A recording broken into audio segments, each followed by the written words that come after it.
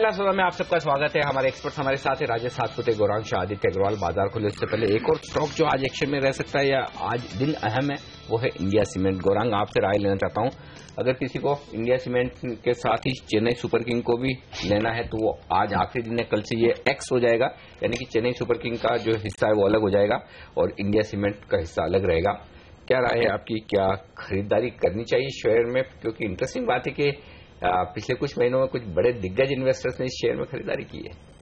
अनिल जी, दिग्गज इन्वेस्टर्स का हाजमा भी अलग होता है और पैसे भी अलग होते हैं उनके, और 5-10% इधर उधर हो जाए तो पेट का पानी नहीं हिलता। जहां तक छोटे निवेशक है, मेरी पहले तो इंडिया सीमेंट पर यह है कि अगर मुखिया कंपनी के बीसीसीआई की कुर्सी के लिए इतनी कशमकश करते हैं, शायद अगर कारोबार पर ध्यान देते तो मेरे ख्याल से अनुमानित नतीजे कुछ बेहतर आते। ये मेरी व्यक्तिगत राय है। दूसरी तरफ जो वैल्यूएशन है उसको अगर आप देखने जाए तो मुझे तो पहले तो समझ में नहीं आता है चेन्नई सुपर किंग्स के वैल्यूएशन को लेकर के कि इतनी बड़ी कीमत भी क्यों लगाई है। अगर आपके सीमेंट क्षेत्र में आपको निवेश करना है, मेरी राय में इससे बहुत ही बेहतर कंपनियां हैं जिनके कारोबार पर उनका ध्यान है और न कि किसी और चीज पर। अंबुजा, अल्ट्राटेक, एसीसी, मंगलम सीमेंट और जेके लक्ष्मी सीमेंट, ये कुछ विकल्प है हमारे तरफ से। एज ए डिस्क्लोजर यहाँ पर हमारी कवरेज है। चलिए, तो ये राय पर इस शेयर पर दूर रहना चाहिए, आपको फिलहाल यहाँ पर नई खरीदारी नहीं करनी चाहिए, ये कह रहे हैं हमारे एक्सपर्ट। प्री मार्केट देखिए, अब बाजार खुलते हुए 22 अंक ऊपर निफ्टी ने शुरुआत करी है, 19 अंक ऊपर सेंसेक्स ने शुरुआत करी है। प्री ओपनिंग सेशन से ये रेट्स आते हुए देखना होगा कुछ स्टॉक्स जो खबरों में है वो आज किस तरह से खुलते हैं, खासतौर पर नजर रहेगी क्रेडिट स्विस ने जिस तरह से अपग्रेड किया है सन फार्मा को, आप देखिए मजबूती के साथ खुलता हुआ। डॉक्टर रेड्डीज पर एक अच्छी खबर आती हुई कि यूएसएफडीए से एक दवा के लिए मंजूरी मिली है, ₹1.5 ऊपर खुलता हुआ ये स्टॉक। और बिंदु फार्मा के लिए कुछ खराब खबरें आती हुई, एक तरह से QIP की खबरें हैं तो जनरली शेयर पिटता है जब इस तरह की खबरें आती हैं। और अब आप देखिए रुपया भी खुलता हुआ, कल भी हमने देखा था कमजोरी के साथ ओपनिंग हुई थी, आज भी आप देखिए 11 पैसे की कमजोरी देखने को मिल रही है, 1.4% कमजोरी के साथ रुपया खुलता हुआ। 5 दिनों की रैली में कल ब्रेक लगे थे और आज दूसरे दिन लगातार वीकनेस देखने को मिल रही है रुपए में। हालांकि हमने देखा था डॉलर इंडेक्स कमजोर था तो उस लिहाज से तो रुपए को मजबूत खुलना चाहिए, लेकिन ऐसा हुआ नहीं है इस समय। लेकिन कुछ और स्टॉक जिस पर नजर रहेगी, जुबिलेंट फूडवर्क्स, जिस तरह से यम ब्रांड्स ने जो अर्निंग्स को मिस किया है इस बार और 50% जो चाइना से कंट्रीब्यूशन आता है उसको लेकर थोड़ी चिंता जरूर है अब स्ट्रीट को। और भारत में दरअसल जुबिलेंट फूडवर्क्स उसी तरह के कारोबार में है। आपको बता दूं, यम ब्रांड्स KFC की चेन्स को ओन करती है ग्लोबली, पिज्जा हट ब्रांड दरअसल उन्हीं का है। आप देखिए जुबिलेंट फूडवर्क्स में थोड़ी नर्वसनेस देखने को मिल रही है। आज प्री ओपनिंग सेशन में 9.5% नीचे है ये शेयर। आपसे राय लेना चाहूंगा आदित्य, कैसे ट्रेड करेंगे आप इस शेयर को? अगर गैप डाउन खुलता है तो क्या खरीदने का अच्छा मौका देगा इतनी बड़ी गिरावट के बाद, या आपको लगता है और प्रेशर देखने को मिल सकता है? वेल, जुबिलेंट फूडवर्क्स देखें तो मोर और लेस स्टॉक एक काफी बड़ी रेंज में ट्रेड कर रहा है। नीचे में 1500 का काफी स्ट्रॉन्ग सपोर्ट है, वहां पे हमने देखा था स्टॉक ने काफी टाइम बिताया, वहां से फिर एक अच्छा बाउंस बैक आया, लेकिन ऊपरी स्तर पे 1700 का एक रेजिस्टेंस लेवल है। कल के लेवल में भी देखा था 1700 के स्तर से स्टॉक में प्रॉफिट बुकिंग देखने को मिली थी, तो मुझे लगता है थोड़ी सी प्रॉफिट बुकिंग आ सकती है। स्टॉक अगर आज 9 से 10% जैसा बोल रहे हैं नीचे खुलता है तो मुझे लगता है बिल्कुल इसमें बाइंग की अपॉर्चुनिटी बनती है। नीचे में 1550 के दिन में एक अच्छा बाइंग अपॉर्चुनिटी है जहां पे 1500 के स्टॉप लॉस ले सकते हैं, ऊपर वापस 1700 का लेवल एक वापस दिखा सकता है। और इस बीच ये जरूर ध्यान रखें कि जुबिलेंट फूडवर्क्स में आज जो कुछ भी अगर असर होगा तो वो सिर्फ सेंटिमेंट के लिहाज से होगा, न कि कारोबार के लिहाज से, क्योंकि जुबिलेंट फूडवर्क का जो कारोबार वो हिंदुस्तान, नेपाल, बांग्लादेश और श्रीलंका में है और ये जो दिक्कतें दिख रही हो चीन के बाजारों में, तो वो जरूर ध्यान रखें कि सेंटिमेंट के लिहाज से इंपैक्ट होगा। तो एक गौरांग की भी राय लेते हैं कि फंडामेंटल्स क्योंकि काफी अच्छे। गौरांग, मुझे मालूम है आपका एक फेवरेट शेयर भी रहा था ये, आपने कई बार खरीदने के लिए कहा है स्टॉक को, आज एक अच्छा मौका देगा अगर गिरावट में खुलता है तो? हेमंत, बेशक मेरे ख्याल से, मुझे तो पहले तो नहीं लगता ये 10% की गिरावट तो अभी प्री ओपनिंग सेशन से बराबर, और मैं इसको मजाकिया सेशन करता हूँ। ये 9 से 9:15 का जो प्री ओपन होता है, क्योंकि किसी तरह से एक निर्णायक दिन पर आप भी देखिए कंसिस्टेंसी नहीं होती है सेशन की अहमियत है। हाँ, वो मतलब आप अपना जो फ्रस्ट्रेशन होता है वो निकाल सकते हो। कई बार आप देखना चाहते हैं ट्रेडिंग स्क्रीन पर जो अदरवाइज नहीं देख पाते हैं, वो आप कर सकते हो, आप पूरे हो जाते हैं यहाँ। सही बात है। तो लेकिन जुबिलेंट फूड पर मैं मानता हूँ कि अगर कुछ भी किसी भी तरह की गिरावट आती है, डिस्क्लोजर है, हमारी कवरेज है 1850 को लेकर के 1900 का लक्ष्य हम तय करके चल रहे हैं। अभी अनिल जी जिक्र कर रहे थे नेपाल, बांग्लादेश, श्रीलंका और भारतीय मार्केट में इनकी फ्रेंचाइजी, और यहाँ पर जिस प्रकार से नतीजे आने की संभावना है और जो सेम स्टोर सेल्स ग्रोथ है उसमें भी हमें लग रहा है कि इजाफा आपको बहुत ही बेहतर तरीके से देखने मिलेगा। चलिए, यम ब्रांड्स भारत में लिस्टेड नहीं है, अगर वो लिस्टेड होता तो जरूर दबाव देखने को मिलता ज्यादा, लेकिन जुबिलेंट फूड वर्क्स देखेंगे आज किस तरह से खुलेगा, और खुलने के बाद हमारे एक्सपर्ट कह रहे हैं यहाँ पर खरीदारी ही आपको करनी चाहिए। आइए अब देख लेते हैं स्टॉक 2020 में जो आज मुकाबला हुआ था सुबह 7:30 बजे आशीष और नीरज के बीच में, उसमें उन दोनों ही कप्तानों ने कौन से स्टॉक्स खरीदने या बेचने की आपको सलाह दी है। 10 की टीम पे अगर आप नजर डालेंगे तो यहाँ पे एक मिक्स टीम है। यहाँ पे बिकवाली और खरीदारी दोनों शेयर है। ओएनजीसी और केन इंडिया में खरीदारी करके चले, क्योंकि क्रूड ऑयल में जिस तरीके की तेजी देखने को मिली उसका बड़ा फायदा इनको मिलेगा। उषा मार्टिन सेलेक्टर्स ने चुना है डिपेंडेबल तौर पर, उनको लगता है कि वैल्यू पिक है, यहाँ पे खरीदारी करके चलना चाहिए, क्योंकि तमाम सारी जो इसकी दिक्कतें थी वो सारी अब दूर होती चुकी है, और मेटल में जिस तरीके की अब तेजी देखने को मिल रही है बॉटम फॉर्मेशन के बाद, तो बड़ा बेनिफिट इसको होता हुआ दिखेगा। फ्यूचर रिटेल एक टेक्निकल कॉल है, यहाँ पे सेक्टर्स को लगता है कि चार्ट पे अच्छा पैटर्न बन रहा है, खरीदारी करके चलें। अवन ऑफशोर क्रूड का फायदा इसको मिलेगा, और ईरान से बड़े टाइप्स की खबरें यहाँ पे चल रही, तो वो फायदा देखते हुए मिलेगा। साउथ इंडियन बैंक, यहाँ पे भी कुछ बड़े डेवलपमेंट्स की उम्मीद जताई जा रही है और बहुत सारे बड़े इन्वेस्टर का इंटरेस्ट इसमें देखा गया है। पोजीशन काफी ज्यादा लॉन्ग की तरफ बिल्ड होती हुई दिखी गई है, इसलिए साउथ इंडियन बैंक में खरीदारी करें। फ्रीड के तौर पे मुंजाल ऑटो सेलेक्टर्स ने चुना, उनको भी लगता है यहाँ पे कि ऑटो सेलेक्टर्स को चुन रहे हैं, जिस तरह की फेस्टिव सीजन आगे देखने को मिल रहा है। हीरो मोटो के लिए एक्सक्लूसिवली 90% सप्लाई करते हैं, तो यहाँ पे एक बहुत सेफ बिजनेस है, और जो ग्लोबल मंदी है ऑटो सेक्टर्स में उसका इनके ऊपर कोई असर नहीं, तो ये एक वैल्यू पिक यहाँ पे भी हो सकती है, खरीदारी करके चले। आईसीआईसीआई बैंक और इन्फोसिस दो हमें लगता है कि 3-4 दिन की तेजी के बाद यहाँ पे करेक्शन के मोड में है, थोड़ी सी कमजोरी आ सकती है, बिकवाली की सलाह दोनों में होगी। और ओरिएंटल बैंक ऑफ कॉमर्स, यहाँ पे भी बिकवाली करके चले, क्योंकि हमें लगता है कि आज बैंक सेक्टर थोड़ा सा नेगेटिवली परफॉर्म करेगा, तो इसलिए शॉर्ट करने की सलाह होगी। इंडेक्स शायद अटकता हुआ नजर आया, लेकिन ब्रॉडर मार्केट में कई सारे स्टॉक्स आउट परफॉर्म करेंगे, तो रणनीति ऐसे ही है, खरीदारी करने की कई जगह सलाह है, लेकिन कुछ गेंदबाज भी हमने आज टीम में उतारे हैं। टाटा ग्लोबल बेवरेजेस, ध्यान रखें स्टारबक्स का इंडिया में जो जेवी है 50-50 जेवी इसी कंपनी के साथ है। कैफे कॉफी डे का आज से वो आईपीओ का अनाउंसमेंट होगा, वैल्यूएशंस अट्रैक्टिव हो सकते हैं, ये कंपनी हमें लगता है आज फोकस में रहेगी। टाटा कम्युनिकेशन डेटा सेंटर और बड़े एग्रेसिव प्राइसिंग पे शायद वो $700 मिलियन के आसपास बिकता हुआ नजर आए, राह रखें इन दोनों टाटा ग्रुप एंटिटीज को। जेके पेपर एक अच्छी कंपनी, प्रमोटर्स ने इन्हीं लेवल्स के आसपास तगड़ा 1.2 करोड़ शेयर्स के आसपास का सब्सक्रिप्शन लिया था, वो कॉन्फिडेंस देता है कि इस कंपनी में डाउनसाइड लिमिटेड है, और अब वो एजुकेशन स्पेस की कंपनी जो आउट परफॉर्म कर रही है, शायद ये काउंटर फोकस में आए, खरीदारी करने के मौके ढूंढे, अच्छे अपसाइड हम एक्सपेक्ट कर रहे हैं। सेल में खरीदारी करने की सलाह है, मेटल कंपनीज, डोमेस्टिक मार्केट में कुछ हालात सुधरना, सेंटिमेंट्स वैसे भी जनरली इंप्रूव हो रहे हैं, और सेल को जो माइन अलॉट करी गई है सब पॉजिटिव्स हैं। एचओईसी ऑयल एंड गैस स्पेस में जिस तरह का मूव देखने को मिल रहा है, एचओईसी को रडार पर रखें।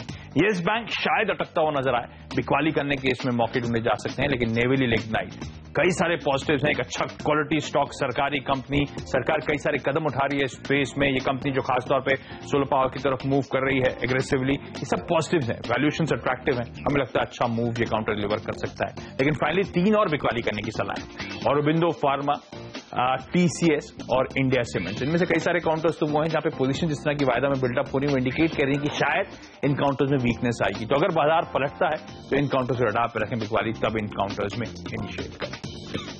ये सारे आज टॉप 20 कॉल्स आपके लिए ट्रेडिंग के लिए आज से हमारे दोनों कैप्टन्स की तरफ से।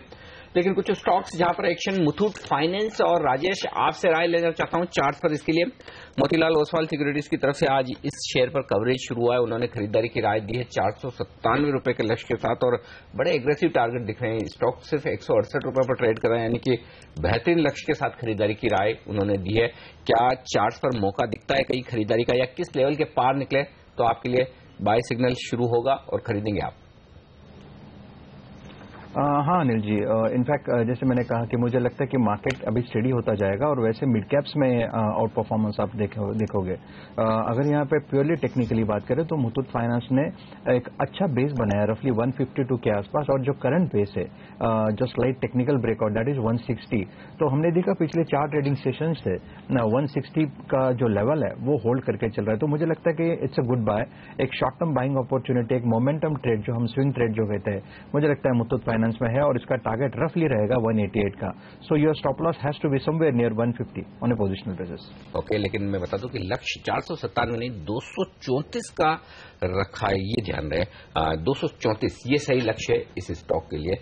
लेकिन चलते हैं अब और कुछ ट्रेडिंग कॉल्स के लिए। पूजा त्रिपाठी हमारे साथ है, ये सब लेकर बताइए पूजा। जी, आज सारी कॉल्स में तेजी की राय है और शुरुआत ओएनजीसी के साथ करेंगे। आशुतोष सारना ने ओएनजीसी में तेजी करने की राय दी है। इनका मानना है कि 1 से 2 दिनों में 258 के लेवल तक की तेजी इस स्टॉक में देखने की उम्मीद है, तो यहाँ पर खरीदारी करके चलने की राय। इसके अलावा राकेश बंसल ने अशोका बिल्डकॉन में तेजी करने की राय दी है। अच्छा वॉल्यूम एक्शन देखने को मिल सकता है इस स्टॉक में, और जिसकी वजह से 180 के लेवल्स तक की तेजी इस स्टॉक में देखने की उम्मीद है। 3 से 4 दिनों में 179 के लेवल्स इनका मानना है देखने को मिल सकते हैं। इसके अलावा पुनीत किंद्रा ने इंडिया बुल्स रियल एस्टेट में खरीदारी करने की राय दी है। 68 का जो रेजिस्टेंस लेवल था उसको स्टॉक ने तोड़ दिया तगड़े वॉल्यूम्स के साथ, और इनका मानना है कि अगले 1 से 3 दिनों में 77 तक के लेवल्स इस स्टॉक में देखने की उम्मीद की जा रही है। तो तीनों ही कॉल्स में आज जानकार तेजी करने की राय दे रहे हैं। राइट, तो कॉल्स आज चौतरफा तेजी की ही देखने को मिल रही है। राजेश, ये बताइए, आप भी लॉन्ग साइड पर ही जाना चाहेंगे, खरीद देंगे पहले? हाँ हेमंत, जैसे मैंने कहा कि लॉन्ग साइड ही ज़्यादा बेटर होगा, यहाँ पे शॉर्ट करना थोड़ा डिफिकल्ट है। उसमें 2 कॉल्स हैं आज के लिए, एक HPCL और दूसरा सिप्ला।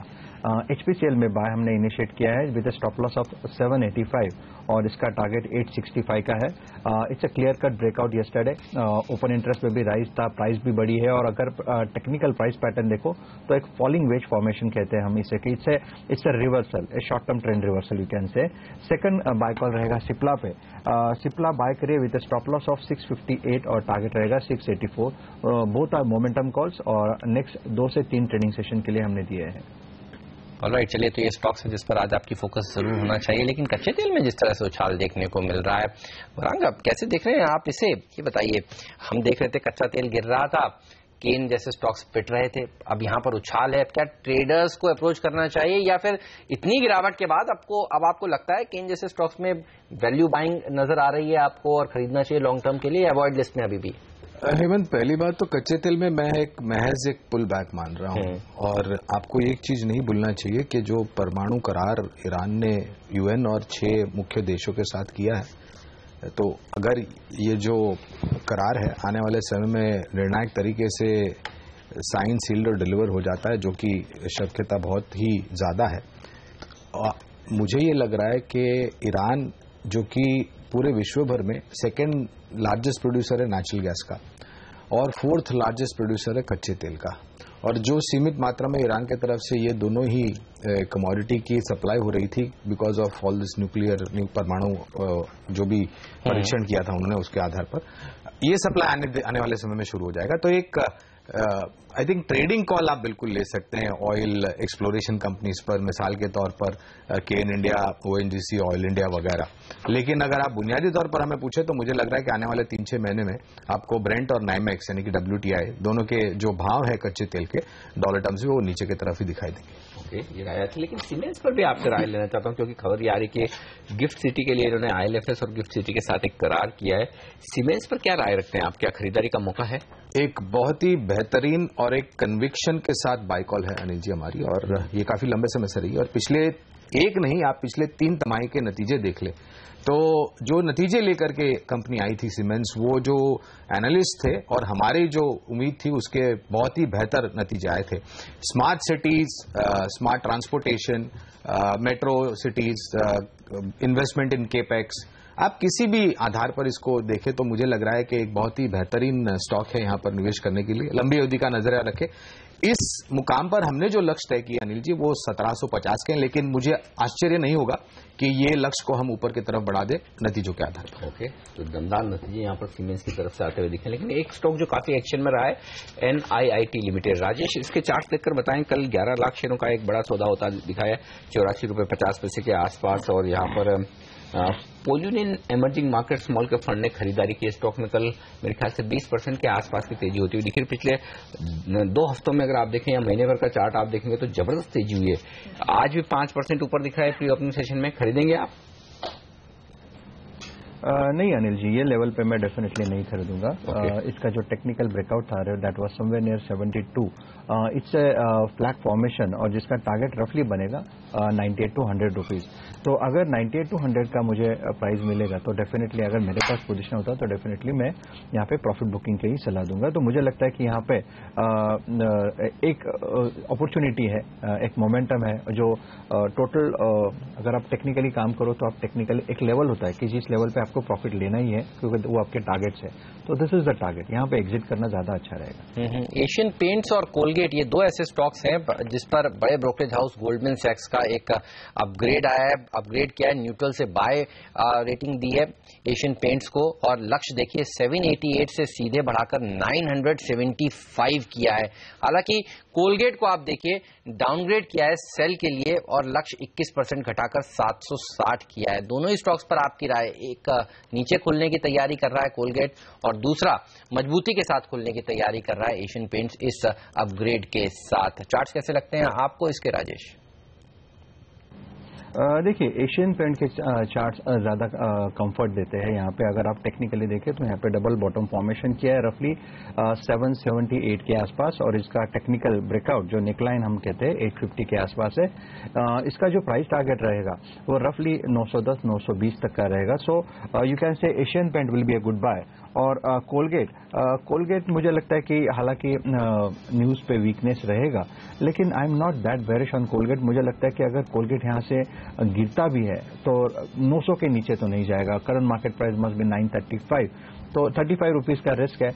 900 के आसपास अगर आता है तो डेफिनेटली मैं यहाँ पे बाय की ही सलाह दूंगा, कोलगेट शॉर्ट न करे। चलिए, कोलगेट में गिरावट में खरीदारी करनी चाहिए, ये राय आती हुई राजेश की।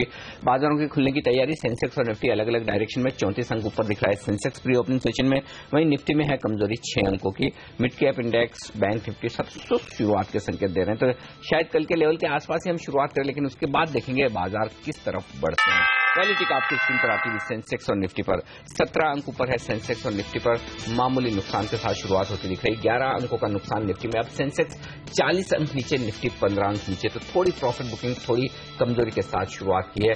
20 अंक नीचे आपको दिखेगा निफ्टी और 50 अंकों का नुकसान आपको नजर में आएगा साफ तौर पर इस वक्त आपको निफ्टी में। आइए स्टॉक्स पर डालिए नजर।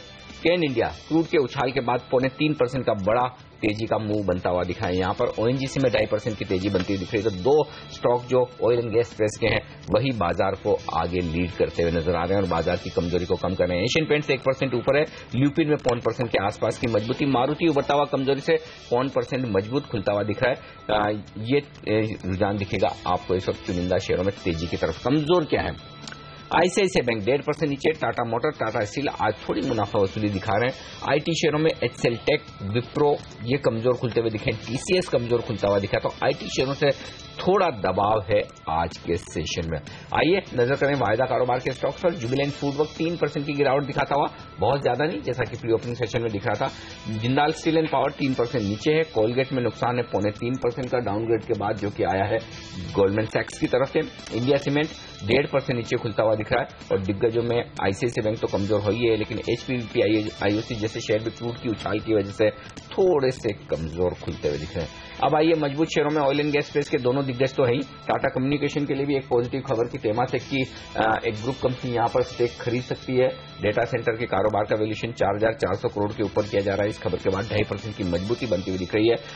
सीसीडी कैफे कॉफी डे यहां पर आईपीओ ला रहा है, डेट्स आ चुकी है, प्राइस बैंड आ चुका है। एक फायदा मिल रहा है सेंटिमेंट के लिहाज से टाटा ग्लोबल को, 2% ऊपर खुलता हुआ दिख रहा है ये शेयर आज के सेशन में। तो ये शेयर काफी एक्शन में आज नजर आ रहे हैं। बाजार की कमजोरी काफी सीमित है, महज 25 अंक नीचे सेंसेक्स है, महज 10 अंक नीचे निफ्टी है और बैंक निफ्टी जरूर थोड़ा कमजोर है 50-60 अंक नीचे, लेकिन मिड कैप शेयरों में हरे निशान के साथ कारोबार होता है। बिल्कुल, और एफएनओ में सबसे ज्यादा गिरने वाला शेयर सेंटीमेंट के लिहाज से ही सही, लेकिन आप देखिए जुबिलेंट फूडवर्क्स ही है 3.5% कमजोर, 55 रुपए की गिरावट यहां पर खुलते ही देखी जा चुकी है। और उसके बाद टॉप 3 लूजर्स में कोलगेट का नाम है। जिस तरह से गोल्डमैन सैक्स ने इसको डाउनग्रेड किया है, 2% की गिरावट ये दिखा रहा है। दोनों ही अच्छे क्वालिटी के स्टॉक इन खबरों के चलते आज थोड़ा प्रेशर में जरूर मजबूत दिख रहे हैं। लेकिन बैंक निफ्टी देखिए ये सहारा देने के मूड में आज भी नहीं लग रहा है।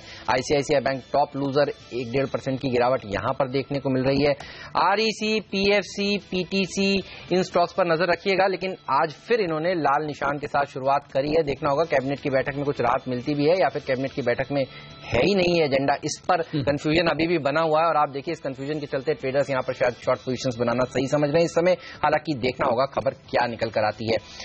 विप्रो एक और ऐसा स्टॉक है जो थोड़ा सा प्रेशर में आज दिख रहा है। तो आज आईटी भी फिर से मूड में नहीं है बाजार को समर्थन देने के। कल भी हमने देखा था इन्फोसिस में दबाव देखने को मिलता, टीसीएस देखिए, एचसीएल टेक देखिए, ये एक और पॉकेट जो कमजोर होती हुई नजर आ रही है। तो बैंक्स और आईटी आज फॉर्म में नहीं है। लेकिन आप फॉर्म में देखिए जो स्टॉक्स हैं वो है दरअसल वेदांता 1.25% मजबूती के साथ ट्रेड करता हुआ। और गोल्डमैन सैक्स ने एक अपग्रेड भी किया है। एशियन पेंट्स जिसका हम जिक्र कर रहे थे, 1.25% की मजबूती यहां पर देखने को मिल रही है। एफएनओ में सबसे ज्यादा अच्छा प्रदर्शन दिखाने वाला शेयर दरअसल यही है। तो स्टॉक स्पेसिफिक एक्शन खबरों के दम पर देखने को मिल रहा है। एक सेक्टर जो कल सबसे ज्यादा फोकस में था, बल्कि पिछले कुछ दिनों से फोकस में था, वो है चीनी का सेक्टर। आइए देखते हैं आज किस तरह का प्रदर्शन दिखा रहा है। केसीपी 5% ऊपर, द्वारिकेश शुगर में थोड़ी मजबूती, बजाज हिंदुस्तान 1-1.5% ऊपर ट्रेड करता हुआ। बलरामपुर चीनी पर भी नजर डालेंगे, धामपुर पर नजर डालेंगे, देखेंगे ये शेयर किस तरह से प्रदर्शन दिखा रहे हैं। तो आज कुछ करेक्शन नहीं है, शुरुआत इन्होंने भी मजबूती के नोट पर ही करी है। इसके अलावा आइनॉक्स विंड के ऊपर नमूरा ने एक अपग्रेड दिया है। 497 का लक्ष्य उन्होंने सुझाया है, 38% अपसाइड वो देख रहे हैं। आइनॉक्स विंड का शेयर देखिए 5% मजबूती के साथ ट्रेड करता हुआ। वीआरएल लॉजिस्टिक्स के ऊपर क्रेडिट स्विस का एक अपग्रेड आया है, उस पर भी नजर डालते हैं, देखते हैं वो किस तरह की ओपनिंग दिखा रहा है। वो वीआरएल लॉजिस्टिक्स की हम बात कर रहे हैं। क्रेडिट स्विस के अपग्रेड के बाद अब आप देखिए यहां पर कुछ खास एक्शन नहीं है। लेकिन ये वो स्टॉक्स हैं जो फोकस में है, फ्लेवर में आने। ओके, और कुछ और कमजोर शेयर, हिंदुस्तान कंस्ट्रक्शन 6% नीचे। लवासा में 200 एकड़ जमीन इन्हें लौटानी पड़ सकती है इस खबर के बाद। एल्डर फार्मा के प्रोमोटर्स के खिलाफ कुछ शिकायत दर्ज हुई और एक्शन हुआ है। इस खबर के बाद स्टॉक 5% नीचे। शोभा डेवलपर्स ने बिक्री के आंकड़े जारी किए, कमजोर आंकड़े, रियलाइजेशन कमजोर होते दिख रहे हैं। स्टॉक पर 3.5% का दबाव है। जुबिलेंट फूडवर्क्स की हम बात कर रहे थे, 3% नीचे है। ये कुछ स्टॉक हैं जो नीचे की तरफ ट्रेड करते हुए दिख रहे हैं। वहीं मजबूत शेयरों में मुथूट फाइनेंस, जहां पर मोतीलाल ओसवाल की तरफ से खरीदारी की रिपोर्ट, 7% का बड़ा उछाल। एनआईटी में कुछ फंड्स की तरफ से खरीदारी कल हुई है, आज फिर से 4% मजबूत। टाटा कम्युनिकेशन के लिए डेटा सेंटर बेचने की बात और टेमासेक गवर्नमेंट ऑफ सिंगापुर की कंपनी इंटरेस्टेड हो सकती है इस खबर के बाद। अच्छी मजबूती 3% से ज्यादा की दिख रही है। टाटा कॉफी, टाटा ग्लोबल के साथ साथ ये स्टॉक भी मजबूत होता दिख रहा है कैफे कॉफी डे के आईपीओ के ऐलान के बाद। ये लेकिन एक और स्टॉक जो मेरे पास यहाँ पर वॉल्यूम के लिहाज से एक्शन में दिख रहा है और वो है प्रभात डेयरी। हाल ही का लिस्ट हुआ ये शेयर काफी एक्शन में है। आप देखिए आज भारी भरकम वॉल्यूम के साथ कारोबार होता हुआ दिख रहा है। मेरी स्क्रीन पर 2 बड़े सौदे होते दिख रहे हैं। आधा 1% की हिस्सेदारी प्रभात डेयरी की हम बात करें, जी हाँ, आधा 1% की हिस्सेदारी यहाँ पर बदलती हुई दिखी। 4,80,000 शेयरों के 2 सौदे हुए हैं, एक एनएससी पर और एक बीएससी पर। आपको याद होगा परसों भी यहाँ पर एक बड़ा सौदा होता दिखा था। रिलायंस म्यूचुअल फंड ने यहाँ पर खरीदारी की थी। आज फिर से कुछ बड़े ट्रेड इस काउंटर पर होते हुए दिख रहे हैं। 117.20 पर ये वॉल्यूम्स हुआ है, आधा 1% का। आपके रेडार पर है गौरांग रिलायंस म्यूचुअल फंड जैसे फंड खरीदारी कर रहे हैं इस स्टॉक में? आपने ट्रैक किया है? जी नहीं अनिल जी, और ना ही आईपीओ के दौरान हमने कोई नोट निकाली थी, तो नहीं करना मुश्किल। राजेश, तकनीकी तौर पर क्या राय रखते हैं आप इस स्टॉक पर? Anil ji, there is hardly any candles, क्योंकि जस्ट 15-20 कैंडल रह गए, तो मुझे लगता है कि ज्यादा कुछ है नहीं उसमें। पहले ऑयल मार्केटिंग कंपनियां देखिए थोड़ा सा दबाव दिखा रही हैं, एचपीसीएल, बीपीसीएल खासतौर पर, जिस तरह से कच्चे तेल में उछाल देखने को मिला है। लेकिन केन और ओएनजीसी के स्टॉक्स देखिए मजबूती दिखाते हुए। बीपीसीएल जरूर थोड़ा फ्लैट है, अभी लाल निशान में नहीं है, लेकिन अंडर परफॉर्म कर रहे हैं। केन और ओएनजीसी में आउट परफॉर्मेंस देखने को मिल रही है। पेलरेट टेक्नोलॉजीज एक और ऐसा स्टॉक है जो आज दरअसल रीलिस्ट होने वाला है। देखना होगा वो किस भाव पर रीलिस्ट होता है, तो इस रीलिस्टिंग पर भी आज सबकी नजर होगी। लेकिन आप देखिए बाजार थोड़ा नर्वस होता हुआ। 3 शेयर जिस पर आपसे राय लेना चाहूंगा, आदित्य एफएनओ स्पेस के तीनों ही स्टॉक्स हैं, पीटीसी, आरईसी, पीएफसी। 10%, 8%, 9% की तेजी इनमें देखने को मिलती सोमवार को, इसी एंटिसिपेशन में कि बुधवार को यानी आज के दिन कैबिनेट की बैठक में इनके कुछ राहत मिलेगी। बाजार मानकर चल रहा था कि 7 राज्यों के पावर डिस्कॉम्स को दरअसल एक पैकेज दिया जा सकता है, इनकी मुश्किलें सॉल्व करी जा सकती हैं, रिस्ट्रक्चरिंग की जा सकती है इनके कर्जों की। लेकिन अभी तक कंफ्यूजन बना हुआ है कि दरअसल आज की कैबिनेट की बैठक में ये चीजें हैं कि नहीं है। 10:30 बजे कैबिनेट की बैठक होने वाली है, घंटे भर का समय बचा है, और उससे पहले किस तरह से आप इसे ट्रेड करना चाहेंगे? कल भी हमने देखा था दबाव था कंफ्यूजन के चलते, आज भी कंफ्यूजन के चलते सॉफ्ट ओपनिंग हुई है। कैसे अप्रोच करेंगे इन्हें? वेल हिम्मत, अगर हम आरईसी एंड पीएफसी देखें, दोनों ही स्टॉक्स में एक अच्छा ब्रेकआउट देखने को मिला था हमको, और उसके बाद हमने कल के सेशन में जरूर एक मुनाफा वसूली देखी, लेकिन मुझे लगता है कि आज जो करेक्शन है उसको एज अ बाइंग अपॉर्चुनिटी लेनी चाहिए। यहाँ से बहुत बड़ा करेक्शन हमको दोनों ही स्टॉक्स में नहीं लगता। आरईसी करंट लेवल्स पे लेकर चल सकते हैं, keeping the stop loss of 275 हमको लगता है ऊपर में वापस ये 295 से लेकर 300 तक के लेवल दिखा सकता है। सिमिलरली अगर पीएफसी देखें तो पीएफसी में थोड़ा सा और करेक्शन देखने को मिल सकता है, स्टॉक 239 के आसपास आ सकता है, लेकिन वहां पे एक अच्छा बाइंग अपॉर्चुनिटी बनता है, वहां पे 233 के स्टॉप लॉस से ले सकते हैं, वापस से 255 तक का लेवल दिखा सकता है। जहां तक पीटीसी का सवाल है, पीटीसी काफी अभी भी रेंज में चल रहा है, उसमें कोई बहुत मेजर ब्रेकआउट देखने को नहीं मिला है, बहुत ही धीमी गति से स्टॉक चलता है। इसमें भी ओवरऑल रुझान थोड़ा तेजी का ही है, मंदी करने से थोड़ा अवॉइड करना चाहिए। स्टॉक अगर 62 हाफ के ऊपर निकलता है तो उस केस में जो इसमें हम तेजी देख सकते हैं, स्टॉक 66 से लेके 68 तक कैसा दिखा सकता है। लेकिन तीनों स्टॉक देखें तो हमको लगता है कि यहां से एक लास्ट 2 दिन में अच्छा करेक्शन देखने को मिला है, तो आज बाइंग की अपॉर्चुनिटी बनती है। गौरांग, आप कैसे अप्रोच करेंगे? आप चाहे जितना पैकेज दे दीजिए, लेकिन कृपा करके हम जो कर भरते उसमें से मत दीजिए, ये मेरी कवायद है सरकार को, क्योंकि जो वित्तीय हालत है बैलेंस शीट की, और I may sound very critical Hemant, क्योंकि जिस प्रकार से चोरी चपाटी होती है, अंडर इनवॉइसिंग होती है, रिकवरी नहीं होती है, मेरे ख्याल से परिस्थिति छोटे मोटे पैकेज से सुधरने वाली नहीं है। अगर आपको सुधारना ही है तो वित्तीय हालत के साथ साथ इनकी जो मैनेजमेंट है इनको भी सुधारिए आप। जब तक आप रहे थे एक एक्सपर्ट से, वो कह रहे थे बिजली तो के दाम तो बढ़ाने देते नहीं, बिल्कुल इलेक्शंस होते रहते हैं देश भर में, अलग अलग कोई ना कोई पार्टी यहाँ पर, जैसे मिसाल के तौर पर आम आदमी की पार्टी दिल्ली में जिस प्रकार से मुफ्त में पानी बिजली बांट रही है, तो मेरे ख्याल से डिस्कॉम्स की हालत, स्टेट इलेक्ट्रिसिटी बोर्ड की हालत तो आने वाले समय में और खराब हो सकती है, और चुनावी मुद्दा बना करके रह जाता है ये सिर्फ। मुझे नहीं लगता है कि यहाँ पर बुनियादी तौर पर किसी भी तरह से निवेश करना चाहिए। ट्रेडिंग करिए आप अपने जोखिम को ध्यान में रखते हुए, लेकिन जब तक निर्णायक तरीके से मैनेजमेंट में बदलाव नहीं आएगा, आप कितना भी पैकेज दे दीजिए, हालत नहीं सुधरने वाली। बिल्कुल, तो ये राय आती हुई यहाँ पर। लेकिन एक स्टॉक और है जो काफी एक्शन में रहा तेजी की तरफ, हिंदुस्तान कंस्ट्रक्शन HCC। आज खबरें राजेश नेगेटिव आई है इस स्टॉक के लिए कि 200 एकड़ की जमीन जो है लवासा में इन्होंने एक्वायर की थी किसानों से, जो इन्हें लौटानी पड़ सकती है, ऐसा वहां की अथॉरिटी ने एक आदेश दिया है। स्टॉक नीचे खुला है, 5-6% नीचे है। ये बताएं कि चार्ट्स पर क्या लेवल्स अहम है और क्या इस गिरावट में खरीदारी करनी चाहिए, या फिर जो कुछ तेजी होनी चाहिए हो चुकी है और अब दूर रहा जाए? अनिल जी, मुझे पर्टिकुलरली HCC में कंफर्ट नहीं आता, to be very open with you. Purely अगर टेक्निकली देखें तो समवेयर नियर 20 रुपये 50 पैसे के आसपास इसमें टेक्निकल सपोर्ट है। इनफैक्ट आज HCC ने उसी के आसपास लो किया है, and it is trying to fill that gap जो गैप डाउन हुआ है। लेकिन ओवरऑल स्ट्रक्चर देख के लगता है, क्योंकि वीकली स्ट्रक्चर बहुत खराब है, और अभी भी ऐसा लगता है कि ये रफली 2450 के ऊपर इमीडिएट जाएगा नहीं, और इनफैक्ट जो इसका लोअर साइड है that is somewhere near 18 rupees. So you can से 25 and 18 could be the range in near term. फिलहाल मैं अवॉइड करूंगा। अनिल जी, यहाँ पे सिर्फ मैं एक जिक्र करना चाहूंगा, आप you are talking about about in early session, तो मुझे लगता है कि अबान टेक्निकली बहुत ही अच्छा लगता है। अगर मिड कैप्स की जैसे हम अगर आप बात कर रहे हो, तो Aban is looking extremely good at current level, monthly basis पे एक्सट्रीमली ओवरसोल्ड है। मुझे लगता है यहाँ से रफली 40 to 45 रुपीज का जंप है with stop loss of just 10 rupees from here. So it's a good buy in mid cap segment. Alright, चलिए वक्त फिलहाल हमारे एक्सपर्ट से विदा लेने का। राजेश, गौरांग, आदित्य, आप तीनों का शुक्रिया समय निकालने के लिए और आज इस चर्चा में शामिल होने के लिए। लेते हैं ब्रेक के बाद खास सीरीज बाजार का भविष्य में आज बात करेंगे एडलवाइस सिक्योरिटीज के प्रेसिडेंट और CEO विकास खेमानी से। आप बने रहिए CNBC आवाज के साथ।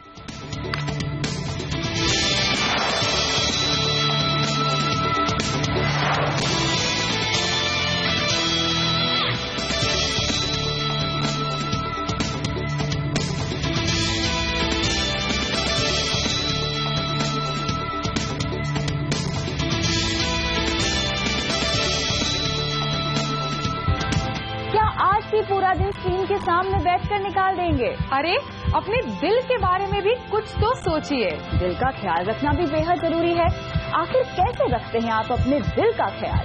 इसमें दोस्त, खाना पीना और घूमना फिरना सबकी बड़ी भूमिका है। तो चलिए आज आपकी डेट है CNBC आवाज के साथ, जहां हम आपको बताएंगे कि दिल को दुरुस्त रखने का खास नुस्खा क्या है।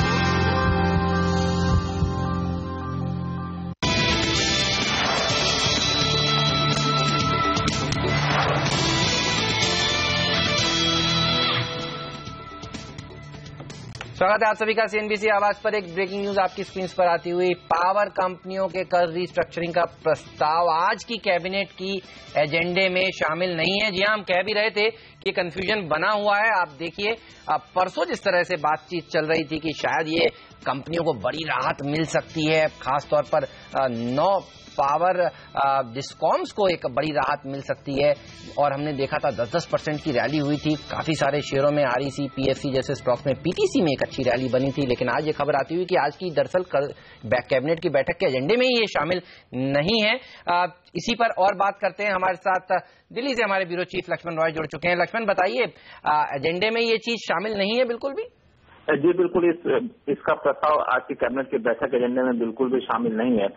आज की कैबिनेट की बैठक में कुल 11 एजेंडे हैं। उन 11 एजेंडों में कहीं भी पावर डिस्कॉम या पावर सेक्टर का कोई भी एजेंडा शामिल नहीं है, और इसके पीछे 2 बड़ी वजह है। पहली बात तो है कि ये डिस्कॉम को अगर राहत देते हैं, लोन रिकास्ट करते हैं, तो सरकार के ऊपर एक वित्तीय बोझ आएगा, और वित्तीय बोझ से जुड़े हुए किसी भी प्रस्ताव को तब तक कैबिनेट में चर्चा नहीं की जा सकती जब तक वित्त मंत्री यहाँ पे ना हो, और वित्त मंत्री विदेश दौरे पे हैं। वित्त मंत्री आज की कैबिनेट की बैठक में नहीं आएंगे, लिहाजा ऐसे प्रस्ताव पर कैबिनेट चर्चा करनी कर सकती तकनीकी तौर पर। दूसरी बात जो हमें सूत्र बता रहे हैं कि लोन विकास के प्रस्ताव को अभी तक कैबिनेट के प्रस्ताव के तौर पर अंतिम रूप नहीं दिया गया है, यानी अभी इस प्रस्ताव पर टाइम लगेगा। अभी इस पर राज्यों से बातचीत चल रही है, इसमें थोड़ा सा वक्त लगेगा, और किस तरह का प्रस्ताव आएगा वो भी अभी तक क्लैरिटी नहीं है। तो ये कहना कि तुरंत कैबिनेट की बैठक में ऐसा कोई प्रस्ताव आने वाला है, इसकी भी संभावना दूर दूर तक नहीं दिख रही है। दरअसल 2 दिन पहले खबर आई थी कि सरकार पावर डिस्कॉम को, खासतौर से 9 राज्यों के पावर डिस्ट्रीब्यूशन कंपनियों को सरकार राहत देना चाहती है। उनके ऊपर जो कर्ज है, उस कर्ज को लेट से पेमेंट करने के लिए उनको सस्ते ब्याज दर पर कर्ज मुहैया करने की कोशिश कर रही है। जो फिलहाल 14% में मिलता है, उसको 9% पर कर्ज मुहैया कोशिश कर रही है, लेकिन ऐसा कुछ प्रस्ताव फिलहाल कैबिनेट में शामिल नहीं किया गया। ये कह सकते हैं कि उस खबर के बाद जो एक उत्साह बना था वो शायद अभी फिलहाल ठंडा पड़ता दिख रहा है, और ये आज की कैबिनेट की बैठक में शायद इस पर मंजूरी या फिर चर्चा भी नहीं हो। थोड़ी एक्सपेक्टेशन इसलिए भी बन गई थी लक्ष्मण, क्योंकि हमने देखा था जो वित्त सचिव थे उनकी बैठक में भी उनसे सवाल पूछा गया, तो उन्होंने कहा था जल्द फैसला होता हुआ नजर आएगा। आपको लग रहा है कब तक ये होगा फैसला? देखिए, अब वित्त सचिव की इस बात को तो आपने पकड़ लिया कि जल्द इस पर फैसला होगा, लेकिन उनकी अगली लाइन को आप लोगों ने शायद गौर नहीं किया। वो उन्होंने ये कहा कि ये प्रस्ताव तभी मंजूर किया जाएगा जब राज्यों के ऊपर कई सारी शर्तें रख रहे हैं हम, राज्य सरकारों के ऊपर वो शर्तें मान जाएंगे तभी इस प्रस्ताव को अंतिम रूप दिया जाएगा। वो शर्त ये होगी कि मैं तो लोन रिकास्ट कर रहा हूँ, आपको सस्ते ब्याज दर पर कर्ज मुहैया करा रहा हूँ, लेकिन आप इस बात की गारंटी दीजिए कि तय समय के भीतर आप बिजली की दरें बढ़ाएंगे, पावर डिस्ट्रीब्यूशन कंपनियों की हालत सुधारेंगे। लेकिन राज्य सरकारें इतनी आसानी से इसको मानने वाली नहीं है, क्योंकि बिजली की दरें बढ़ाना काफी एक राजनीतिक रूप से संवेदनशील विषय होता है। इस वजह से ये कहना कि पूरी सहमति बन गई और सरकार के हाथ में सिर्फ हरी झंडी देना प्रस्ताव को, मुझे लगता है थोड़ी जल्दीबाजी होगी। ये भी बताइए लक्ष्मण, तो फिर कैबिनेट के एजेंडे में आज है क्या क्या चीजें? देखिए, यहाँ पे कुल 11 प्रस्ताव कैबिनेट के एजेंडे में है, लेकिन सच पूछे तो अपने दर्शकों के लिहाज से कुछ इंपॉर्टेंट प्रस्ताव इसमें नहीं है। लेकिन प्रस्ताव के तौर पर ये 2 देशों के साथ double tax avoidance agreement sign किया जाना है, जिसके साथ हम लोग जो है टैक्स से जुड़े समझौते करते हैं उन 2 देशों के साथ, उसका प्रस्ताव है। इसके अलावा 3 MOU साइन किया जाना है 3 अलग अलग देशों के साथ, अलग अलग किसी टूरिज्म के सेक्टर में, किसी दूसरे सेक्टर को लेकर के। एक एडिशनल पोस्ट क्रिएट किया जाना है, वो कैबिनेट की बैठक में शामिल, एजेंडे में शामिल है। तो इस तरह के प्रस्ताव यहाँ पर रखे गए। कोई बड़ा प्रस्ताव, कोई अहम प्रस्ताव नहीं है। एक चर्चा ये जरूर है कि रेल कर्मचारियों के लिए बोनस का ऐलान किया सकता है, लेकिन वो भी कैबिनेट के एजेंडे में शामिल नहीं है। शुक्रिया लक्ष्मण आपका ये पूरा अपडेट देने के लिए। तो साफ तौर पर इन पावर फाइनेंस कंपनियों के लिए आज बुरी खबर, या यूं कहें कि नेगेटिव खबर, क्योंकि काफी समय से अंदाजा लग रहा था कि शायद कैबिनेट की बैठक में ये एजेंडा हो, लेकिन ऐसा एजेंडा है नहीं। और कुछ हद तक बैंकिंग शेयरों के लिए भी नेगेटिव खबर, क्योंकि स्टॉक्स इस खबर के दम पर काफी चल चुके थे। अब आप देखिए स्टॉक्स करेक्शन दिखाते हुए नजर आएंगे इस वक्त। लेकिन अब बात करते हैं हमारी खास सीरीज क्रिस्टल बॉल, यानी कि बाजार का भविष्य की।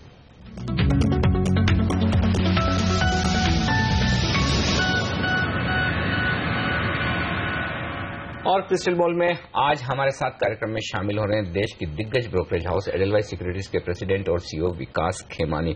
विकास, स्वागत है आपका CNBC आवाज पर। पहला सवाल यही लेना चाहता हूं, दुनिया भर के बाजारों में थोड़ी मजबूती का माहौल बनता हुआ दिख रहा है और हम भी लोअर लेवल से अच्छे खासे रिकवर होकर आए।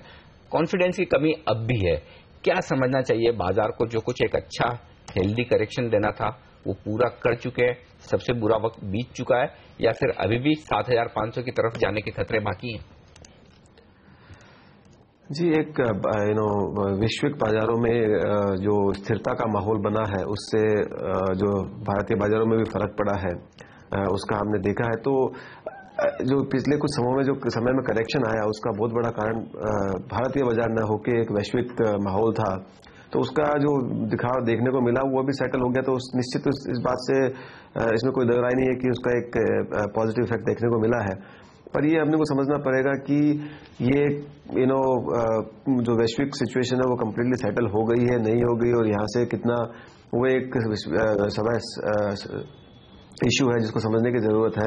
मुझे लगता है कि ये कोई एक आसानी से सोल्व होने वाली सिचुएशन नहीं है, ये टाइम लगेगा, क्योंकि जो एक चाइनीज और काफी मार्केट्स में जो स्लो डाउन है प्लस यूएस के अंदर जो ग्रोथ का माहौल है, अच्छा माहौल है, तो इस दो कॉन्ट्राडिक्टरी फेज के बीच में जो रीएडजस्टमेंट और रीबैलेंसिंग होगा जो वर्ल्ड इकोनॉमी में, उसके इफेक्ट्स काफी समय तक देखने को मिलेंगे। तो ये एक ग्लोबल माहौल है। पर उसके साथ साथ मैं ये कहना चाहूंगा कि जो इंडिया का माहौल है वो काफी पॉजिटिव, जो भी बाहर के वैश्विक इकोनॉमी में हो रहा है उसका जो भारतीय इकोनॉमी के लिए जो फंडामेंटल्स की ओर से देखें तो काफी पॉजिटिव है। तो मुझे लगता है कि जो लोकल इकोनॉमी है वो काफी स्ट्रांग फुटिंग पे है, धीरे धीरे उसमें रिकवरी ही आ रही है।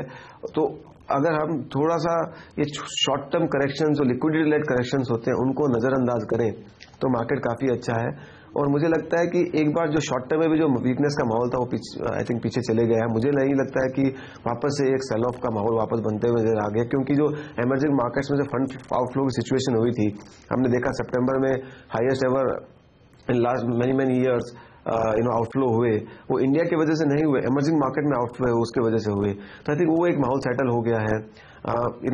रेट कट का माहौल नाउ अपने behind, I think now we know the direction. Bihar का इलेक्शन एक थोड़ा सा अनसर्टेनिटी है, पर वो भी मुझे लगता नहीं कोई बहुत बड़ा इवेंट है। मुझे लगता है जो भी होगा आउटकम वो भी एक शॉर्ट टर्मिश इवेंट होगा, पॉजिटिव और नेगेटिव जो भी होगा। तो मुझे लगता है कि अभी एक माहौल स्टेबल माहौल से पॉजिटिव माहौल के बीच का जो सिचुएशन है वो दर्शाता है, और ये ऐसा माहौल जो है ये काफी एक अच्छी अपॉर्चुनिटी होती है इन्वेस्टर्स को देखने के लिए। ये भी बताइए तो फिर कौन से वो सेक्टर्स हैं जहां पर आपको लगता है गिरावट में खरीदारी करनी चाहिए इस समय, अच्छा मौका जहां पर मिल रहा है, अच्छी वैल्यू जहां आप देख रहे हैं इस समय? मेरा मानना है कि ये जो आने वाले समय में जो भी सेक्टर्स इकोनॉमिकली ओरिएंटेड है, इकोनॉमी से ताल्लुक रखते हैं, जिसमें इकोनॉमी में ग्रोथ बढ़ेगी तो उन पर ज्यादा इफेक्ट होता है, जैसे बैंकिंग फाइनेंशियल सर्विसेज सेक्टर हुआ, कैपिटल गुड्स हुआ, इन्वेस्टमेंट्स, ईपीसी हुआ, जो कैपेक्स साइकिल से भी लिंक्ड है। क्योंकि ये बात जरूर है कि जो interest rate coming down and capital expenditure picking up, ये दोनों ट्रेंड है जिनको कोई नकारा नहीं जा सकता, और ये शॉर्ट टर्म ट्रेंड नहीं है, ये ट्रेंड अगले 3-4 सालों के लिए रहेंगे। तो इसके अंदर जो भी कंपनियां अच्छी हैं, जो भी पोजीशन बिजनेस मॉडल में ठीक है, वो कंपनियां 3 से 4 साल तक एक सुपीरियर ग्रोथ माहौल में बनी रहेंगी, अच्छा रिटर्न भी देंगी। तो उन सेक्टर में जब भी ग्रोथ करेक्शन आता है वो एक अच्छा माहौल होता है बाय करने के लिए। विकास, आरबीआई के एक्शन के बाद आपकी क्या राय है बैंकिंग शेयरों पर, रेट सेंसिटिव शेयरों पर? क्या 0.5% की कटौती बाजारों के लिए और बैंकिंग शेयरों के लिए एक बहुत ज्यादा गिरावट न होने का काम करेगी, और कैसे देखते हैं आप इन सेक्टर्स को? फिर ये बिल्कुल पॉजिटिव माहौल है। आई थिंक एक जो इंटरेस्ट रेट नीचे आया है उससे शॉर्ट टर्म में शायद हो सकता है कि जब तक ये क्योंकि क्या होता है एसेट साइड रिप्राइसिंग फास्टर हो जाती है, लायबिलिटी साइड रिप्राइसिंग करने में थोड़ा टाइम लगता है, तो हो सकता है कुछ हद तक इन बैंकिंग कंपनियों के मार्जिन्स में कुछ क्वार्टर तक एक छोटी सी गिरावट आ जाए, पर उससे फर्क ज्यादा नहीं पड़ता है, क्योंकि ये एक और एक क्रेडिट ग्रोथ का माहौल तैयार करता है। तो अभी जो मेरे ख्याल से बैंकिंग शेयरों में आगे आने वाले समय में ये देखा जाएगा कि भाई क्रेडिट ग्रोथ कैसे पिकअप हो रही है, और वो पिकअप होनी ही है। तो इसलिए मुझे लगता है इन दोनों को बैलेंसिंग रखते हुए बैंकिंग शेयर्स इकोनॉमी से काफी लिंक्ड होते हैं, तो और अगर इकोनॉमिक ग्रोथ होता है तो क्रेडिट ग्रोथ होना ही है। तो ये सब माहौल मुझे लगता है बैंकिंग शेयर्स काफी राइटली पोजीशन्ड है, और जैसे एनवायरमेंट इंप्रूव होता है जो स्ट्रेस्ड एसेट की सिचुएशन है वो भी थोड़ी अच्छी होती है। तो ओवरऑल आई थिंक माहौल काफी अच्छा है। बैंकों के शेयर हमेशा जब भी अच्छी ग्रोथ आती है तो रिटर्न देते हैं। इस समय एक सेक्टर जो सबसे ज्यादा पिटा है वो है दरअसल मेटल्स का सेक्टर। विकास, इसको अब कैसे अप्रोच कर रहे हैं? क्या आप थोड़ी थोड़ी खरीदारी करनी आपने शुरू की है या फिर सलाह दी है, या आपको लगता है अभी भी चिंता की बात है, ये छोटा सा उछाल है जो आगे चलकर फिर नीचे गिरावट ही देखने को मिलेगी? आप कैसे अप्रोच करें इसे? हमारा व्यू इस पे बहुत ज्यादा पॉजिटिव नहीं है, कारण कि एक तो जो मेटल सेक्टर है वो ग्लोबली लिंक्ड सेक्टर है। ग्लोबली स्पेशली चाइना के अंदर जो ग्रोथ का माहौल है वो वीक है, तो उसकी वजह से वहां पे हमेशा सरप्लस कैपेसिटी की सिचुएशन रहेगी, और ये इम्पोर्टेबल कमोडिटी है तो इसका हमेशा एक प्रेशर बने रहेगा। और दूसरा आई थिंक मेरे ख्याल से जो अभी इंडिया के मार्केट में इतने सारे सेक्टर्स अभी नए नए आ रहे हैं जिनके अंदर काफी माहौल है ग्रोथ का, और तो आपके पास इतनी सब चॉइस है, तो आप ऐसे सेक्टर में क्यों जाएंगे जहां पे रिस्क रिवॉर्ड इन्वेस्टिंग का नहीं है, जहां पे आने वाले कुछ समय में बिल्कुल विजिबिलिटी भी नहीं है कि इसमें कैसे इंप्रूवमेंट आ सकता है। तो मुझे हमारा मानना ये है कि इसमें अभी कोई ऐसा बॉटम फिशिंग या कोई ऐसा माहौल बना के कोई बहुत ज्यादा फायदा नहीं होने वाला है। There are better choices right now in the market. Vikas, आप क्योंकि दुनिया भर के बाजारों को ट्रैक भी करते हैं, कई विदेशी निवेशकों से जाकर मिलते भी हैं, आपको क्या सेंस मिल रहा है हिंदुस्तान के बाजारों के बारे में और खासतौर से अमेरिका के बारे में कि क्या जो बहुत बुरा वक्त था ब्याज दरों में, वहां पर बढ़ोतरी को लेकर जो डर था वो सब कुछ प्राइस में आ चुका है? अब कल से चीन के बाजार भी लंबी छुट्टी के बाद खुलेंगे, तो दुनिया भर के बाजारों का माहौल जो है, क्या उससे जो कुछ खतरा था भारतीय बाजारों के लिए वो खत्म हो चुका है या अभी भी दिक्कतें हैं? जैसा मैंने पहले भी कहा कि अनिल जी, ये जो यूएस मार्केट्स में ग्रोथ आ रही है, US is doing well, China is not doing well, और ये दोनों ही विश्व की बहुत बड़ी इकोनॉमीज हैं। तो जब भी दो कॉन्ट्राडिक्टरी सिचुएशंस होती है इतनी बड़ी इकोनॉमीज में, तो उसका जो रीएडजस्टमेंट होगा उसमें यूएस जो है टाइटन करने की कोशिश कर रहे हैं, इंटरेस्ट रेट्स को बढ़ाने की कोशिश कर रहे हैं, जबकि चाइना है जो थोड़ा स्टिमुलेट करने की कोशिश कर रहे हैं और अपने इकोनॉमी को रीबैलेंस करने की कोशिश कर रहे हैं। तो इसका जो एक इफेक्ट है वो एक बार में पूरा नहीं होगा। ये जरूर है कि आई थिंक चाइनीज गवर्नमेंट नहीं चाहेंगे कि बाजारों में अनिश्चितता आए, बाजारों में वोलेटिलिटी आए, बिकॉज ये किसी के लिए भी अच्छी डिसरप्शन किसी के लिए भी अच्छा नहीं होता है। पर कुछ चॉइसेस होती है जिनका कोई आंसर नहीं है। चाइनीज गवर्नमेंट को अपनी इकोनॉमी को इन्वेस्टमेंट इकोनॉमी से कंजम्पशन इकोनॉमी में रीबैलेंस करना ही पड़ेगा, उसके अलावा कोई चारा नहीं है। तो उसका जो एक हो सकता है, मेरे को लगता है चाइना में एक फिस्कल स्टिमुलस का माहौल अगर बन जाए और वो दे दे, तो उसका एक विश्व के बाजारों में बहुत अच्छा माहौल बन सकता है। तो इसकी एक एक्सपेक्टेशन भी बन रही है और शायद पॉसिबिलिटी भी काफी है। तो अगर चाइना ने कोई फिस्कल स्टिमुलस अनाउंस कर दिया तो आप देखेंगे एक बार विश्व के पूरे बाजारों में उछाल आने की संभावना बन सकती है, कमोडिटीज में कुछ उछाल आने की संभावना बन सकती है। तो ये डिपेंड करता है किस तरह के आगे स्टेप लिए जाते हैं। पर ये बात है कि ये जो दो एडजस्टमेंट हो गए उनका टाइम एंड अगेन समय समय पे कुछ न कुछ एक डेवलपमेंट आते रहेंगे, पर उसका इम्पैक्ट शॉर्ट टर्मिश होगा। ये नहीं होगा कि इंडिया गिवन जो इंडिया की सिचुएशन आज के समय में, गिवन जो मैक्रो इकोनॉमिक फैक्टर है, ग्रोथ फैक्टर है, प्रोएक्टिव गवर्नेंस है, जितने भी सारे फैक्टर्स हम अगर देखते हैं तो इंडिया के बाजारों में हो सकता है शॉर्ट टर्म में एक बार गिरावट आ जाएगी जब भी ऐसे कोई फैक्टर आएंगे, पर लॉन्ग टर्म जो है वो एक ट्रेंड बहुत ही पॉजिटिव है। ऐसी सिचुएशन कोई भी इकोनॉमी के लिए बहुत कम बार देखने को मिलती है। और मारुति, इन दोनों शेयरों पर आपसे राय लेना चाहता हूं। टाटा मोटर में हमने देखा पिछले कुछ दिनों में थोड़ा बहुत उछाल देखने को मिला, मारुति में ही थोड़ी गिरावट देखने को मिली अलग अलग खबरों के चलते। आप कैसे अप्रोच करें इन दोनों ऑटो कंपनियों को? जी, आई थिंक ऑटोमोबाइल सेक्टर में डेफिनेटली ग्रोथ का माहौल तो बनेगा ही और बन ही रहा है। जैसे जैसे इंटरेस्ट रेट्स कम जाएंगे और इकोनॉमिक ग्रोथ होगी तो एंड मारुति का डेफिनेटली उसमें बेनिफिट है। तो आप जैसा कि हम देखेंगे काफी हद तक इसमें एक रिटर्न भी बना है, पर मुझे लगता है यहाँ पे एक बार थोड़ा सा हो सकता है ये कंसोलिडेट हो जाए, क्योंकि काफी महंगा भी हो गया है और ओवर ओन भी है। But from medium term to long term perspective it's a good stock, volume growth will come and Maruti has been doing very well on volumes. So I think it's just that थोड़े short term में हो सकता है consolidate हो। जहां तक Tata Motors की बात है, मुझे लगता है कि ये भारतीय शेयर कम है और चाइनीज और इंटरनेशनल इकोनॉमी पे ज्यादा लिंक्ड है जिनका इम्पैक्ट के ऊपर है। तो आई थिंक वहां पे जब भी कुछ डेवलपमेंट होता है तो उसका सीधा इम्पैक्ट आता है। तो अगर जैसा मैंने कहा कि चाइना में अगर कोई फिस्कल स्टिमुलस की बात आती है तो शायद टाटा मोटर्स का स्टॉक बहुत अच्छा करेगा। सो जैसे जैसे कोई एक्सपेक्टेशन बनती है तो ये खाली भारतीय बाजार का शेयर नहीं है। भारतीय जो इसका बिजनेस है वो बहुत ही कम इम्पैक्ट रखता है ओवरऑल बिजनेस पे। सो इसका इम्पैक्ट तो एंड डेफिनेटली एक जो उस सेगमेंट में जो बॉटम फिशिंग करने वाले लोग काफी आके बाइंग कर रहे हैं, तो हमारा भी व्यू उस पर थोड़ा पॉजिटिव है कि यहाँ से रिस्क रिवॉर्ड जो इस शेयर में है, इस कंपनी में है, वो थोड़ा पॉजिटिव है, क्योंकि यहाँ पे वैल्यूएशंस काफी अट्रैक्टिव हो जाते हैं और थोड़ा भी कोई सुधार आता है और पॉजिटिव न्यूज आती है तो इसमें एक अच्छा रिटर्न बनने की संभावना है। जी, बहुत बहुत शुक्रिया विकास आपका हमारे साथ आज इस खास दिन जुड़कर बाजार के भविष्य पर अपनी राय हमारे साथ शेयर करने के लिए। बाजार इस बीच स्टेबल ट्रेड करे, हरे निशान में लौटते हुए दिखे हैं। 32 अंकों पर सेंसेक्स निफ्टी 5 अंकों की मजबूती के साथ, बड़ा मुंह नहीं है, छोटे दायरे में, सीमित दायरे में थोड़ा कारोबार करते हुए बाजार आज लेंगे एक छोटा सा ब्रेक, और ब्रेक के बाद लौटेंगे हम बात करेंगे सेंट्रम वेल्थ मैनेजमेंट के ईडी और सीआईओ कुंज बंसल जुड़ेंगे हमारे साथ इस ब्रेक के बाद।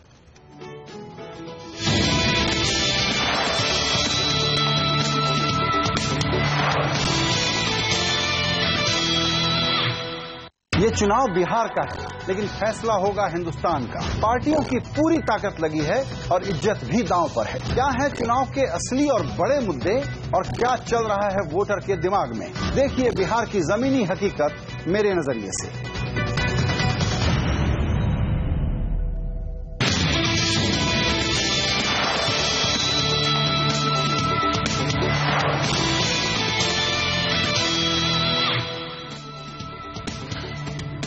काफी सीमित दायरे में कारोबार करते हुए बाजार 8,170 आज का हाई है, 8,180 कल के हाई उसके नजदीक पहुंचकर थोड़ा सा नीचे आए हैं। लो देखिए आज का 8,132 के आसपास का, कल का 8,096 का था, उससे तो काफी ऊपर है।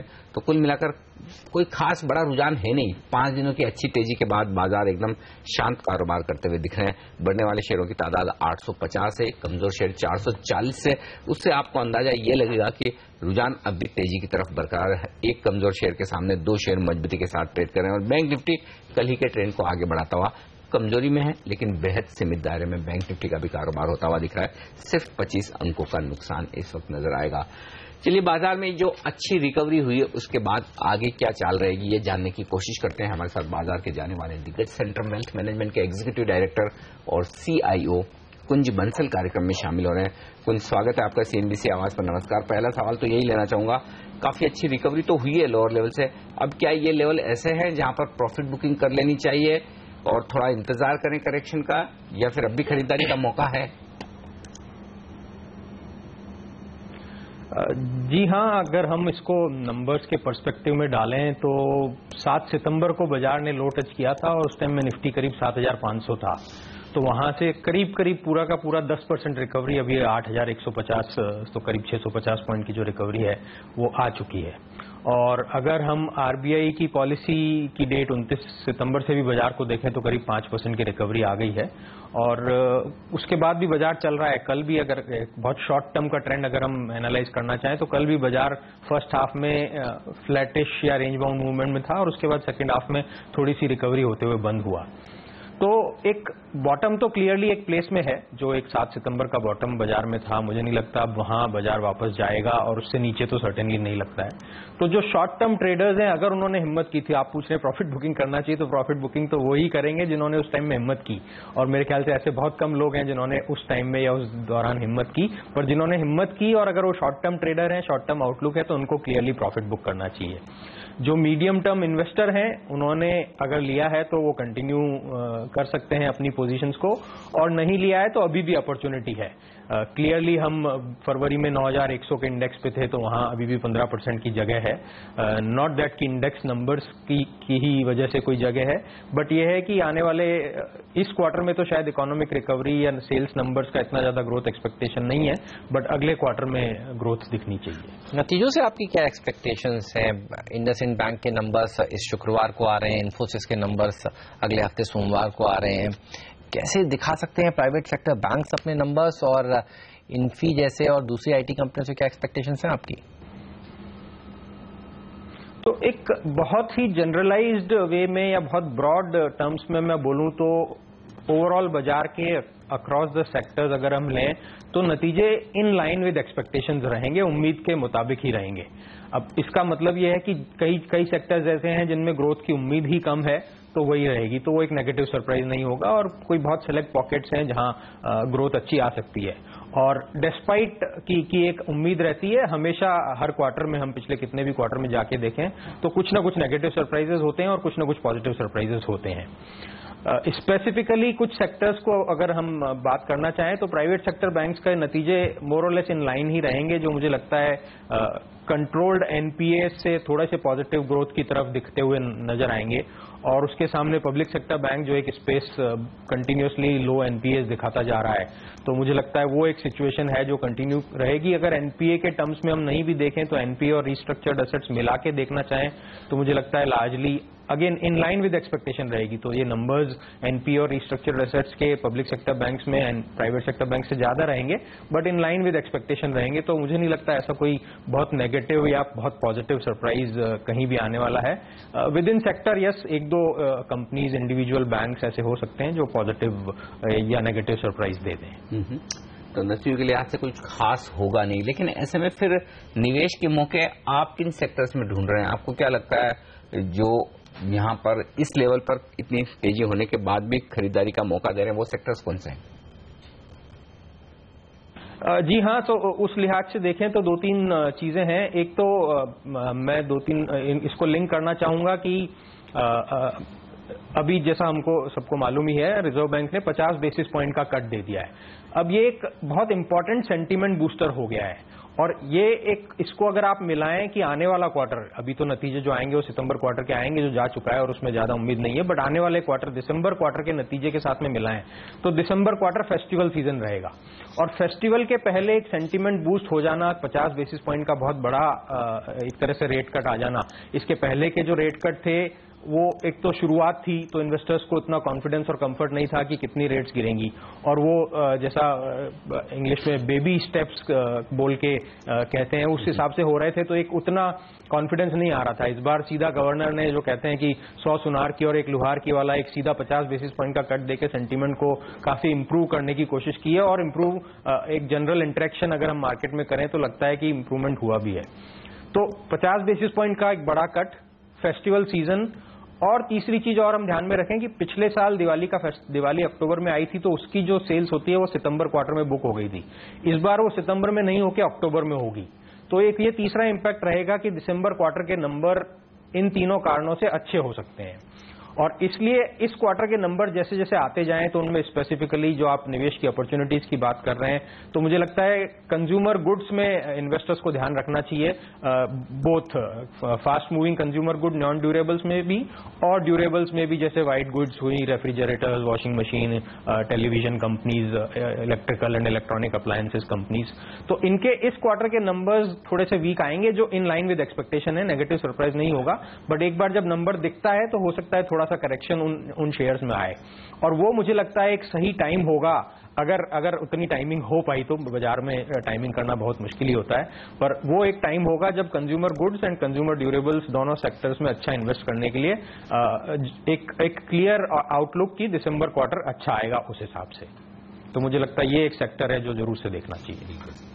तो ये सेक्टर्स हैं जहां पर आपके लिए बनेंगे मौके निवेश के। शुक्रिया कुंज आपका हमारे लिए वक्त निकालने के लिए। आज सुबह इस बीच बाजार सीमित दायरे में कारोबार करके हरे निशान में ट्रेड करते हुए दिख रहे हैं, डायरेक्शन की तलाश में, छोटी रेंज में हो रहा है कारोबार। पहला सौदा में आज के लिए इतना ही। लेकिन आप बन रही है सीएनबीसी आवाज के साथ। अब ब्रेक के बाद हाजिर करेंगे कमोडिटी बाजार की ओपनिंग, साथ ही आपके तमाम सवालों के जवाब भी देंगे। हमें दीजिए इजाजत, नमस्कार।